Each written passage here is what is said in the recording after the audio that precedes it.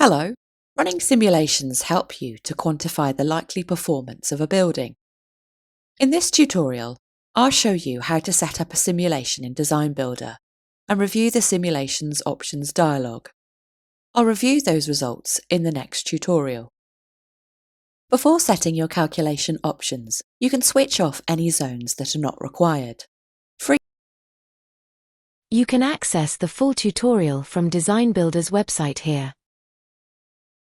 This page contains our extensive range of free tutorials, including an introduction to the software and more details on DesignBuilder's key capabilities and workflows. The tutorials are all short, enabling you to quickly and easily view the most important details in your areas of interest. They provide an excellent guide for anyone wanting to evaluate DesignBuilder. A direct link to this specific tutorial is included in the video description.